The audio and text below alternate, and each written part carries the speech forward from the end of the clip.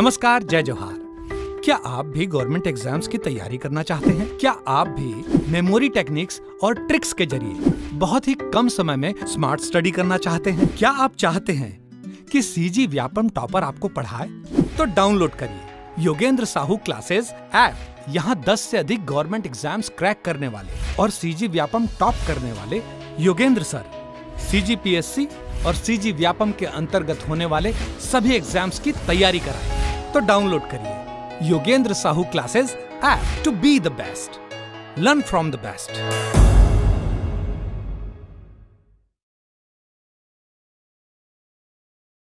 कोई भी सपना साकार करने के लिए सबसे जरूरी है सही कोच का होना। चुनिए Yogendra Sahu classes first rank को और करे अपने सीजी व्यापम सीजीपीएससी का सपना साकार। Download the app now. नमस्कार दोस्तों, स्वागत है आपका योगेंद्र साहू ऑनलाइन क्लासेस में। पिछली क्लास में हमने जो रायपुर के कलचुरी वंश के शासक हैं उनका कालक्रम देखा था, लाइन से शासकों का क्रम याद किया था एक ट्रिक के माध्यम से। ठीक है, अगर आपने वो वीडियो नहीं देखा तो एक बार जरूर देखिएगा। और कैसे कलचुरी शाखा 2 भाग में बटी उसके बारे में भी हमने चर्चा किया था। यहाँ के शासकों की क्या उपाधि थी, राजकुमार, महाराजकुमार, राजा, इस उपाधि से जाने जाते थे, ये सब के बारे में हमने चर्चा किया था। और अगर आपने पिछले क्लास नहीं देखा तो एक बार जरूर देख लीजिएगा ताकि आपको सभी शासकों का क्रम आपको याद हो सके। आज हम प्रमुख शासक जो हैं जिनके बारे में विवरण प्राप्त होता है हमें छत्तीसगढ़ से, उसके बारे में देखते हैं। तो प्रमुख शासक कौन कौन से हैं? तो केशव देव की राजधानी क्या थी? तो खल्लारी या खल्लवाटिका। उस समय खल्लारी की क्या नाम था? खल्लवाटिका। ठीक है। रायपुर कलचुरी शाखा वंश का प्रारंभ होता है। रायपुर के कलचुरी शाखा वंश का प्रारंभ होता है। जो कलचुरी शाखा थी वो 2 भाग में बढ़ गई थी, एक आपके रतनपुर और रायपुर। तो बोला जाता है कि केशव देव के समय से यहाँ प्रॉपर रूप से रायपुर कलचुरी शाखा वंश का प्रारंभ माना जाता है। ठीक। अब रायपुर की लहुरी शाखा के संस्थापक परंपरागत रूप से किसे माना जाता है? तो केशव देव को। परंपरागत रूप क्या होता है सर? तो परंपरागत मतलब अगर बाप राजा है तो उसका बेटा भी राजा होगा, फिर उसका बेटा राजा होगा, फिर उसका बेटा राजा होगा ना। तो बाप ने अगर इस क्षेत्र में राज्य किया है तो परंपरागत रूप से उसे ही संस्थापक मान लिया जाता है। लेकिन वास्तविक रूप से संस्थापक बोला जाए तो रामचंद्र देव को लिया जाता है। लेकिन आयोग जो है हमारा पीएससी जो है उसके द्वारा रामचंद्र देव को संस्थापक के रूप में लिया गया था। ठीक है, तो ये बात भी आपको ध्यान में रखते चलना है। अब केशव देव के बाद हमने देखा था कि लक्ष्मी देव आते हैं। जो लक्ष्मी देव के बाद जो आता है वो सिंघन देव। इसी लक्ष्मी देव का पुत्र रहता है कौन? सिंघन देव, जिसके बारे में पढ़ा गया कि इसने शिवनाथ के पार के 18 गढ़ों को जीतकर वहाँ अपना साम्राज्य विस्तार किया और साथ में ही जो रतनपुर के कलचुरी हैं उनके अधीनता स्वीकार करने से मना कर दिया था। अब ये अधीनता स्वीकार करेंगे तो उस समय एक शासक और थे कौन? देवसिंह देव। ये रतनपुर की कलचुरी से संबंधित थे। उनके साथ इसका विद्रोह हो जाता है, युद्ध होता है कि हम आपको हमारी अधीनता स्वीकार करनी पड़ेगी करके। बट ये बहुत ही प्रतापी शासक रहता है कौन? सिंघन देव। तो ये जीत जाता है और उनके क्षेत्र को भी अधिकार प्राप्त कर लेता है और उनकी अधीनता स्वीकार करने से मना कर देता है। तो यहाँ इसकी जानकारी कहाँ से प्राप्त होती है? तो खल्लारी शिलालेख से सिंघन देव के बारे में जानकारी प्राप्त होती है कि इसने अपने शत्रुओं को 18 गढ़ों के शत्रुओं को हराया और वहाँ जीत हासिल कर अधिकार प्राप्त कर लिया था। ठीक है। और विशेषकर देवसिंह देव से भी इसके युद्ध के बारे में बोला जाता है कि इसने अधीनता स्वीकार न करने के लिए इससे युद्ध किया था। ठीक, तो ये भी आपको याद रखना है। फिर रामचंद्र देव इसके आगे जो आता है, जो सिंघन देव के पुत्र रहते हैं, ये इसे कलचुरी वंश के संस्थापक के रूप में देखा जाता है। किसके अनुसार? तो सीजीपीएससी के अनुसार। लेकिन परंपरागत रूप से आप देखेंगे तो कौन है? केशव देव है ना। ठीक है, ये आपको ध्यान में रखना है। जो साक्ष्य भी प्राप्त हैं उसके अनुसार भी माना जाता है। फिर शासक देखेंगे तो रायपुर की कलचुरी शाखा के प्रथम शासक थे कौन? रायपुर की कलचुरी शाखा के प्रथम शासक थे। क्यों? क्योंकि सिंघन देव ने अधीनता स्वीकार करने से मना किया था। शायद हो सकता है कि उससे पहले के जो शासक थे वो अधीनता स्वीकार करते हों, लेकिन जो कलचुरी वंश का प्रारंभ है वो केशव देव के समय से माना जाता है। अब केशव देव के समय से तो कलचुरी वंश का प्रारंभ माना जा रहा है, तो संस्थापक भी उसी को बोला जाएगा। लेकिन आयोग का मानना है कि सिंघन देव ने अधीनता स्वीकार करने से मना किया, तो इसके जो पुत्र आते हैं रामचंद्र देव, वहाँ से इसका प्रॉपर स्थापना हुआ और उसको संस्थापक के रूप में देखा जाएगा। इसलिए रामचंद्र देव को रायपुर कलचुरी वंश का संस्थापक माना जाता है और प्रथम शासक के रूप में भी देखा जाता है। ठीक है, दोनों बात क्लियर हो गई आपको। अब इसने रायपुर नगर की स्थापना की थी क्यों की थी तो मैंने पिछले क्लास में बता भी दिया था, जब सभी शासकों की राजधानी के बारे में पढ़ रहे थे, इंपॉर्टेंट पॉइंट्स। तो जो इसका पुत्र रहता है ब्रह्मदेव राय, तो उसी के नाम पर रायपुर शहर की स्थापना करते हैं। ठीक है, कौन? रामचंद्र देव। फिर निर्माण कार्य क्या कराते हैं? तो बूढ़ा तालाब के समीप किला बनाया गया। बूढ़ा तालाब, जो रायपुर का बूढ़ा तालाब है, अगर कोई गया होगा तो जान रहा होगा, तो रायपुर के बूढ़ा तालाब के समीप एक किला का निर्माण कराता है तथा श्री रामचंद्र जी के मंदिर का विकास और जीर्णोद्धार करवाता है। श्री रामचंद्र जी के मंदिर का विकास और जीर्णोद्धार कराता है। रामचंद्र जी का मंदिर का विकास और जीर्णोद्धार कराता है कौन? रामचंद्र देव कराता है। कहाँ? बूढ़ा तालाब के समीप। फिर इसको ऐसे याद करना कि मंदिर पुराना हो गया था, पुराना मतलब बूढ़ा हो गया था, तो उसको जीर्णोद्धार कराया किसने? रामचंद्र ने। और नाम क्या था? रामचंद्र जी। रामचंद्र जी के मंदिर था, तो बूढ़ा से बूढ़ा तालाब हो जाएगा, जीर्णोद्धार से जीर्णोद्धार, और खुद का नाम है तो खुद के मंदिर, खुद के नाम का मंदिर रहेगा, उसी से रिलेटेड रामचंद्र जी का मंदिर का विकास या जीर्णोद्धार। ठीक, बूढ़ा तालाब के समीप। और किला भी बनाया गया था। ठीक है, किला बनाया गया था, बूढ़ा तालाब के समीप किला था, किला। फिर विजय देखेंगे तो खल्लारी शिलालेख के अनुसार रामचंद्र देव द्वारा फणी नागवंशी शासक मोहिनी देव को पराजित किया गया था। आगे हम देखेंगे, जब जो नागवंशी शासक के बारे में बताया था, जब मैंने मध्यकालीन इतिहास पढ़ाना शुरू किया था, तो जो नागवंश है, दो नागवंश देखने को मिलेंगे आपको। एक छिंदक नागवंश है ना, और एक आपको फणी नागवंश। फणी नागवंश आपके कवर्धा क्षेत्र के रहेंगे। तो इनका एक शासक होता है कौन? मोहिनी देव। इस मोहिनी देव को रामचंद्र देव के द्वारा हराया जाता है। तो ये विजय अभियान की जानकारी मिलती है किसके बारे में? रामचंद्र देव के बारे में। तो रामचंद्र देव संबंधित हमने क्या क्या देखा कि आयोग के अनुसार इस वंश को जो संस्थापक है रामचंद्र देव को माना जाएगा। प्रथम शासक भी रायपुर के कलचुरी शाखा के इसे ही माना जाएगा। क्यों? तो मैंने बताया, सिंघन देव के द्वारा अधीनता अस्वीकार कर दिया गया, उसके बाद शासक रामचंद्र देव आता है, इसलिए संस्थापक यही है। नगर, रायपुर नगर की अपने बेटे के नाम पर किया था, ब्रह्मदेव राय के नाम पर। फिर निर्माण, बूढ़ा तालाब के समीप किला बनाया था और रामचंद्र जी के मंदिर का जीर्णोद्धार कराया था। ठीक है, फिर विजय अभियान में हमने देखा था कि खल्लारी शिलालेख के अनुसार इसने फणी नागवंशी शासक मोहिनी देव को पराजित किया था। ठीक, तो ये रामचंद्र देव के बारे में हमें जानकारी प्राप्त होती है। फिर ब्रह्मदेव या हरि ब्रह्मदेव, इसके बारे में हम देखते हैं। ये जो है, इसकी राजधानी पहले खल्लारी रहती है, लेकिन इनके पिता ने, रामचंद्र देव ने, रायपुर शहर की स्थापना की थी इसके नाम पर। तो ये आगे चल के उस रायपुर शहर में अपनी राजधानी बसाता है। तो ब्रह्मदेव की कितनी राजधानी हो जाएगी? 2। पहली कौन सी? जहाँ से सभी शासक खल्लारी क्षेत्र से शासन करते थे, वो इसकी पहली राजधानी। और दूसरी राजधानी जिसे ये खुद बनाता है, वह है आपका रायपुर। ठीक है, इन्होंने ही 1409 में खल्लारी के स्थान पर रायपुर को अपनी राजधानी बनाई। ये मैंने बता दिया आपको, कब समय याद रखना है आपको, 1409 में। ठीक, फिर निर्माण कार्य देखेंगे तो इसने मुख्य रूप से 2 मंदिरों का निर्माण कराया था इसके समय में, मतलब इसके शासनकाल में हुआ था। एक जगन्नाथ मंदिर का निर्माण हुआ था। ये कब, कहाँ हुआ था? तो खल्लारी में हुआ था, खल्लारी महासमुंद क्षेत्र में, जहाँ खल्लारी माता का मंदिर भी है। तो वहीं पर जगन्नाथ मंदिर का निर्माण कराया गया था, जिसका पुराना नाम क्या है? तो नारायण मंदिर। नारायण, जगन्नाथ, ये एक ही रूप है, नारायण जी के ही रूप है जगन्नाथ, तो नारायण मंदिर। ठीक, किसके द्वारा कराया गया था? तो इसके शासन क्षेत्र में एक मोची रहता था, देवपाल नाम का मोची। इस देवपाल नामक मोची ने 1415 में, ईयर भी याद रखना ना आपको, 1415 ईस्वी में इस मंदिर का निर्माण कराया था। किसने? देवपाल। और देवपाल कौन था? मोची था। ठीक है, तो 1415 से रिलेट हो जाएगा। 1415 में देवपाल ने नारायण मंदिर का निर्माण कराया, जिसे अब जगन्नाथ मंदिर बोला जाता है। ठीक, फिर इसके अलावा एक और मंदिर था, क्या? हटकेश्वर महादेव मंदिर। कौन सा मंदिर? हटकेश्वर महादेव मंदिर। स्थान कहाँ है? तो महादेव घाट, रायपुर। महादेव घाट जो रायपुर में मंदिर है, हटकेश्वर महादेव मंदिर, उसका निर्माण भी ब्रह्मदेव के द्वारा किया गया था। अब 2 राजधानी थी, तो खल्लारी में थी, तो खल्लारी में भी जगन्नाथ मंदिर, रायपुर थी, रायपुर में हटकेश्वर महादेव मंदिर। ठीक है, किसके द्वारा? तो हाजी राज के द्वारा यहाँ इस हटकेश्वर मंदिर का निर्माण कराया गया था। कहाँ? खारून नदी के तट पर। अगर कोई गया होगा यहाँ महादेव घाट, तो हर किसी को पता होगा ये। ठीक है, फिर इसके बारे में शिलालेख भी मिलती है। 2 राजधानी, तो हर राजधानी में एक एक मंदिर का निर्माण भी करा लिया। अब दोनों राजधानी से इसके शिलालेख भी प्राप्त होते हैं, एक रायपुर शिलालेख और एक खल्लारी शिलालेख।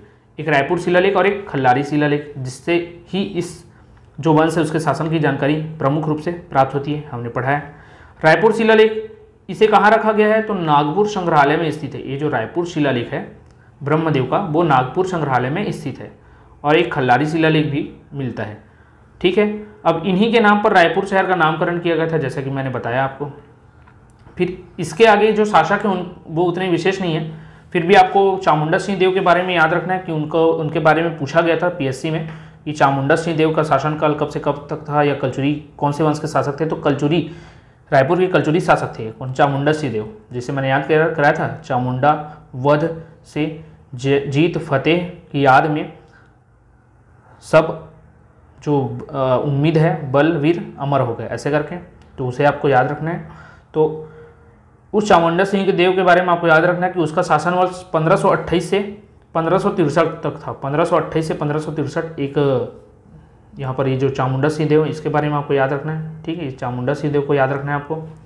फिर आगे जैत सिंह आता है, तो इस जैत सिंह के बारे में भी आपको याद रखना है कि जो है जैत सिंह था रायपुर के कलचुरी वंश का शासक, उसके समय में एक बलभद्र दास होता है, बलभद्र दास व्यक्ति, तो इसने ना दूधाधारी मंदिर का निर्माण किया। किसने? बलभद्र दास द्वारा।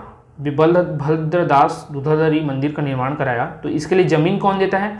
तो ये जमीन देता है जैत सिंह। जैत सिंह देव द्वारा जमीन दिया गया था, किसे? बलभद्र दास को। और इसी जमीन पर दूधाधारी मंदिर का निर्माण कराया गया था। रायपुर के दूधाधारी मंदिर का निर्माण कराया गया था, बहुत ही फेमस मंदिर है ये, ठीक है। तो जैत सिंह देव को भी याद रखना है। जैत सिंह देव के द्वारा जमीन दिया गया है जिसपे बलभद्र दास ने दूधाधारी मंदिर का निर्माण कराया था। फिर एक उमेद सिंह आते हैं, एक उमेद सिंह शासक आते हैं। ये सब ना रामचंद्र देव के ब्रह्मदेव के बाद के शासक है ना, जो मैं आपको बता रहा हूँ। चामुंडा सिंह देव हो गया, जैत सिंह देव हो गया और उमेद सिंह देव।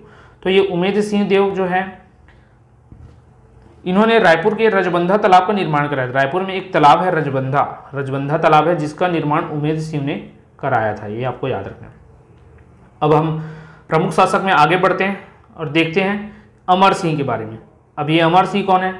तो ये अमर सिंह को बोला जाता है कि रायपुर की कलचुरी शाखा का अंतिम शासक है। ये पीएससी द्वारा माना जाता है कि रायपुर की लहुरी शाखा के अंतिम शासक थे। कौन? अमर सिंह देव। अमर सिंह देव सर हमने कल पढ़ा, मतलब जब हम रतनपुर के कलचुरी शासक पढ़े थे तो उसमें मराठाओं के आक्रमण के बाद अंतिम शासक देखे थे मोहन सिंह, और आपने बताया था कि मोहन सिंह के बाद से ही रायपुर के कलचुरी और रतनपुर के कलचुरी दोनों मराठा के अधीन आ जाते हैं। जी बिल्कुल आ जाते हैं। अब वो कैसे आते हैं मैं आपको बताता हूँ। तो मैंने उस टाइम बताया भी था कि मोहन सिंह को सत्ता देने का वादा किया था। कौन? राज सिंह देव। राज सिंह अब वो देता नहीं है, उसकी जगह जब शिकार पर जाया रहता है मोहन सिंह, तो उसकी सत्ता सरदार सिंह छीन लेता है और खुद शासन करने लगता है। सरदार सिंह भी निसंतान होता है, तो वो अपने भाई रघुनाथ सिंह को दे देता है। अब रघुनाथ सिंह शासन करता है। तो इन सब से चिढ़कर कौन? मोहन सिंह मराठाओं के पास मदद मांगने जाता है और यहाँ उनको आक्रमण के लिए बोलता है। वो यहाँ आकर आक्रमण करते हैं। पुत्र वियोग हुआ रहता है जस्ट उसी समय, किसको? रघुनाथ सिंह को। तो उस पुत्र वियोग में किसी भी कार्य में ध्यान नहीं देता है और युद्ध को मतलब आत्मसमर्पण कर देता है युद्ध में। तो रतनपुर का जो क्षेत्र है मराठाओं को मिल जाता है। फिर बहुत ही बुजुर्ग हो चुका रहता है जो रघुनाथ सिंह, 60 वर्ष की उम्र पर तो उस गद्दी पर बैठा रहता है। तो उसकी दशा को देखकर जो मराठा है उसको हटाते नहीं है, अपने अधीन शासक रख लेते हैं। अब अपने अधीन शासक रखने के बाद इसकी मृत्यु के बाद मोहन सिंह आता है जो शासन करता है। और इस मोहन सिंह, अब ये मोहन सिंह जो था ये रायपुर के जो ना कलचुरी क्षेत्र है इधर की शाखा का राजा था। अब इस शासक को जब देने का वादा किया गया था और जब मोहन सिंह यहाँ आगे जाकर शासन करेगा तो रायपुर और आपके रतनपुर दोनों क्षेत्र में किसके अंतर्गत आएंगे? मोहन के। और मोहन सिंह किसके अंदर बैठा है? मराठा के। तो ये क्षेत्र भी किसके अंतर्गत आ जाता है? मराठाओं के अंदर। मैंने आपको ये बताया था, ठीक है। तो उसी के क्रम में हम देखेंगे कि रायपुर लहुरी शाखा के जो अंतिम शासक कौन थे? तो अमर सिंह थे। बिम्बाजी भोसले शासक बनने के बाद अमर सिंह को, अब जब क्या है मोहन सिंह यहाँ शासन करते रहते हैं, मोहन सिंह के बाद जब अमर सिंह आता है इस क्षेत्र में शासन करने के लिए, तो उसकी मृत्यु के बाद क्या है मराठा प्रत्यक्ष रूप से शासन करने के लिए छत्तीसगढ़ में आ जाते हैं। हम इसे मराठाकालीन छत्तीसगढ़ में या आधुनिक छत्तीसगढ़ में अच्छे से और पढ़ेंगे। फिर भी मैं यहाँ पर बताते चलता हूँ आपको कि बिम्बाजी भोसले यहाँ स्वयं आकर शासन करना चालू करते हैं। तो उस समय इस क्षेत्र में कौन रहता है? अमर सिंह रहता है। तो इस अमर सिंह को हटा देता है कौन? बिम्बाजी भोसले हटा देता है कि इस क्षेत्र भी ये मेरे अधीन आता था और अब तुम यहाँ से शासन नहीं करोगे। और उसके बदले अब अमर सिंह जो शासक था उसके बदले अब शासक है तो चाहेगा कि मैं एक शासक की तरह जीऊँ। तो उसके बदले बिम्बाजी भोसले क्या करता है? उसको 3 क्षेत्र दे देता है। कौन कौन सा? रायजीम, पाटन और रायपुर। राजिम, पाटन और रायपुर, इन 3 परगने को दे देता है कि इस परगने से जो भी आय प्राप्त होता है उससे आप अपना जीवन यापन करो, ऐसे करके। और लेकिन इन 3 परगने के बदले मुझे क्या प्राप्त होगा? आप मुझे क्या दोगे? तो वो बोलता है कि 7,000 रुपये के वार्षिक भेंट मुझे दोगे आप करके। कौन बोलता है? बिम्बाजी भोसले बोलते हैं। किसको? अमर सिंह को, कि 7,000 रुपये का वार्षिक भेंट मुझे देना आप, और रायपुर, राजिम और पाटन क्षेत्र पर आप शासन करोगे। ठीक है, तो इन परगनों पर उनका शासन हो जाता है। किसका? अमर सिंह का। फिर पाटन, रायपुर, राजिम के परगने पर जब बिम्बाजी भोसले ने कब दिया, तो 1750 ईस्वी में देता है, क्योंकि 1741 में तो मराठा आ जाते हैं, अप्रत्यक्ष शासन चलता है, मोहन सिंह की मृत्यु हो जाती है। इस मोहन सिंह की मृत्यु के जस्ट बाद ही क्या करते हैं कि मराठा आकर यहाँ शासन करना शुरू कर देते हैं। यह हमने पढ़ा था। तो 1750 ईस्वी में यहाँ आकर शासन करना शुरू करते हैं। ठीक, 1750 से यहाँ पर बिम्बाजी भोसले आते हैं और इसे सेटल कर देते हैं कि अमर सिंह अब तुम यहाँ से शासन नहीं करोगे, यहाँ का शासक मैं हूँ, तुम्हें 3 क्षेत्र देता हूँ, राजिम, पाटन और रायपुर, और तुम इसके बदले मुझे 7,000 रुपये वार्षिक भेंट प्रदान करोगे। ठीक है, तो ये सब चलता है। तो ये देखा था हमने। फिर इनका ताम्रपत्र 1735 ईस्वी में आरंग से प्राप्त हुआ है, जिसमें उन्होंने नंद ठाकुर को कुछ रियासतें प्रदान की थी। तो किनका? तो अमर सिंह का। अमर सिंह का 1735 में एक ताम्रपत्र प्राप्त होता है। 1735 में ताम्रपत्र प्राप्त होता है, जिसमें उन्होंने नंद ठाकुर को कुछ रियासतें प्रदान की थी। इसके बारे में जानकारी मिलती है नंद ठाकुर को। ठीक है, फिर 1753 में अमर सिंह की मृत्यु के पश्चात शिवराज सिंह उत्तराधिकारी बनता है। 1753 में अमर सिंह की मृत्यु हो जाती है, और उसके आगे शिवराज सिंह को बनना था कि उत्तराधिकारी। तो इसके आगे भी कहानी है कि इस उत्तराधिकारी जो रहता है शिवराज सिंह, वो अपनी पिता की मृत्यु के समय शिकार पर गया रहता है। ठीक है, तो ये भी आगे कहानी, उसके बारे में भी हम आगे देखेंगे। तो अमर सिंह को एक बार मैं और कवर कराता हूँ। लाहौरी शाखा का अंतिम शासक इसे माना जाता है, क्योंकि बिम्बाजी भोसले का जब यहाँ आगमन होता है तो राजिम, पाटन, रायपुर के 3 परगने को इसको प्रदान करता है और बोलते हैं 7,000 रुपये दोगे मुझे आप सालाना, और इन क्षेत्रों पर आप शासन करोगे। इन क्षेत्रों के जो भी राजस्व वसूली होगी वो सब आपका। फिर इसके बारे में 1735 में एक ताम्रपत्र मिलता है, जिसमें इसने नंद कुमार ठाकुर को कुछ रियासतें दी थी, और 1753 में इसकी मृत्यु हो जाती है, जिसके पश्चात शिवराज सिंह उत्तराधिकारी बन जाते हैं। तो आगे हम शिवराज सिंह देव के बारे में देखेंगे। अब शिवराज सिंह देव ये जो था, अमर सिंह की मृत्यु के समय तीर्थ यात्रा पर गया था। अच्छा, मैंने शिकार बोला, ये तीर्थ यात्रा पर गया हुआ था। ठीक है, तीर्थ यात्रा पर गया हुआ था। इसके लौटने के पहले ही मराठों द्वारा रायपुर, राजिम और पाटन को जब्त कर लिया गया। क्यों? क्योंकि सेटलमेंट तो अमर सिंह के साथ हुआ था, अब उसका बेटा है नहीं, तो उसके मौके का फ़ायदा उठाने के लिए इन्होंने रायपुर, रतनपुर और रायपुर, राजिम और पाटन क्षेत्र को जब्त कर लेते हैं। अब इसके विशेष अनुरोध पर जीवन गुजारा करने के लिए इसे इनके पिता को 3 क्षेत्र दिया गया था। अब इनको 5 गांव दे देते हैं। उसमें उन्होंने जो परगना दिया था, 3 परगना, बहुत ही बड़ा क्षेत्र होता है परगना, तो 3 परगना दिया था, उसे फिर से अपने कंट्रोल में ले लिया। और इस शिवराज सिंह के वापस लौटने पर, इसके विशेष अनुरोध पर, इसका जीवन गुजारा करने के लिए इसे 5 गांव दिए जाते हैं। महासमुंद तहसील के अंतर्गत, जो महासमुंद तहसील बनता है उसके अंतर्गत 5 गांव दिए जा देते हैं। उसमें से एक बड़गांव था, तो बड़गांव सहित 5 गांव, बड़गांव सहित 5 गांव, तो टोटल 6 गांव मिल जाता है इसको ना। बड़गांव को भी मिलाएंगे, शामिल करेंगे तो 6, तो बड़गांव सहित 5 गांव दिए जाते हैं। और कैसे दिए जाते हैं? तो बिना शर्तों के, कर मुक्त। जैसे इनके पिता को 3 जगह दिए थे, राजिम, पाटन और रायपुर, लेकिन 7,000 रुपये सालाना भेंट अदा करना था। लेकिन इसे 5 गांव दिया जाता है, क्योंकि कम क्षेत्र दिया जा रहा है तो कर मुक्त दे देते हैं। तो महासमुंद तहसील के अंतर्गत बड़गांव सहित 5 कर मुक्त गांव दिए जाते हैं। किसे? शिवराज सिंह देव को। ठीक है, सन 1822 ईस्वी में भोसला शासक ने बड़गांव को भी छीन लिया। अब आगे चल के 1822 में इस बड़गांव क्षेत्र को भी छीन लिया जाता है। किसके द्वारा?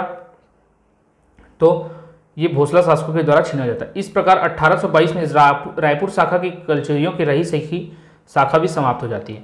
अब बड़गांव सहित 5 गांव तो दे दिया था, लेकिन आगे चलकर इस क्षेत्र को भी भोसला शासक छीन लेते हैं। कब छीन लेते हैं? तो 1822 में। और इस 1822 के बड़गांव क्षेत्र को छीनने के साथ ही माना जाता है कि जो कलचुरियों की जो भी छोटी मोटी शाखा बची थी, छोटे मोटे जो इनके शासक बचे थे, उनकी भी सत्ता समाप्त हो जाती है और कलचुरियों का पूर्ण रूप से अंत हो जाता है। एक शासक, एक वंश के तौर पर देखा जाए तो वो तो 1741 से ही समाप्त हो जाता है, लेकिन क्षेत्र विशेष के आधार पर देखा जाए तो 1822 में उनका समापन हो जाता है। ठीक है, ये चीज़ आपको याद रखना है। तो ये था कलचुरी, जो रायपुर के कलचुरी थे उनके शासकों का क्रम जो मुख्य रूप से था, ये मैंने आपको बता दिया। ठीक है, अगर किसी को भी इसमें डाउट आता है तो आप हमें कमेंट करके ज़रूर बताइएगा। ठीक, अभी के लिए इतना ही रखते हैं, आगे के चीज़ें जो है नेक्स्ट क्लास में देखेंगे। ठीक है।